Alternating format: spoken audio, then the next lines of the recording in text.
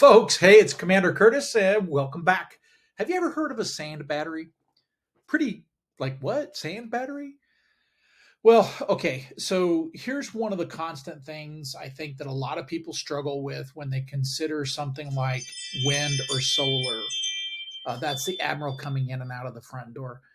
Anyways, wind and solar. The problem with wind and solar is it's intermittent or it's variable. Right, the sun only shines during a certain part of the day. The wind only blows, and sometimes it can stop. And if it stops, then the wind turbines don't turn, and you don't make electricity. If the sun's not shining, you don't make electricity. And we want to use electricity throughout the 24-hour clock. So the question then for those power sources, how do we store the energy once it's made, right? So fossil fuels, they go dig it up, refine it, pump it, do all of that stuff, deliver it, and then it's stored so that it can be burned. And then it produces the electric power. So we're not storing the finished product electrical power, we're storing the fuel, right? But for solar and for wind, we're not storing the fuel so much as we're converting it when it's available, and then we're storing the converted finished product power, right? And so I think a lot of people, when they think about this, they immediately jump to batteries, chemical storage batteries, where the power comes out of the battery as electricity, right? It's electrical power that comes out of the batteries. So while you're making excess power with the solar or the wind, you charge the batteries, and later on, when the wind's not blowing or the sun's not shining, you draw the power from the battery, and that's how you can level out the availability of the electricity from those two systems. So there's another one I think a lot of people might be aware of.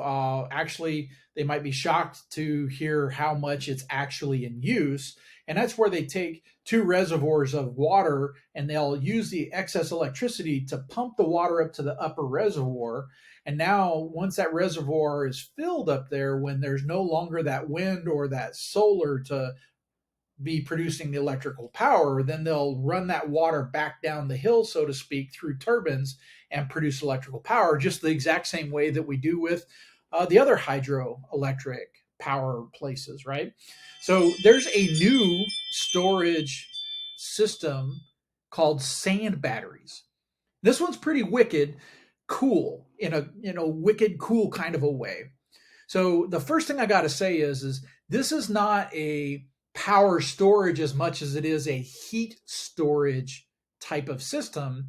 And because of that, it lends itself to be used in certain areas that are cold, especially the areas that might have like a centralized heat distribution system, right? Like a centralized steam plant that runs steam to all of the steam radiators throughout a building or several buildings. If you've ever been on the campus of like a Navy base up in the Northeast or the Northwest, that's how they do it. Actually, they run that in a lot of different places.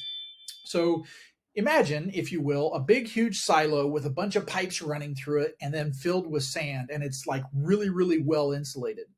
Now, your wind turbines produce electricity, your solar produces electricity, and that electricity is used to run blowers to blow air through all of those tubes, all of that piping, the ducting inside of the sand. And then a heater, think of like your toaster oven, right? You get these hot elements going and you blow the hot air through, and the heat is transferred to the sand. And it turns out sand holds the heat pretty well, like for weeks or even months, especially with the level of insulation that they put in the silo.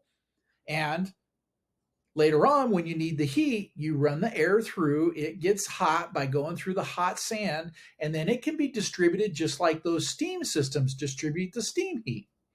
Pretty, really cool. And it's all technology that we already have. There's nothing fancy here. It's all like off the shelf level type stuff.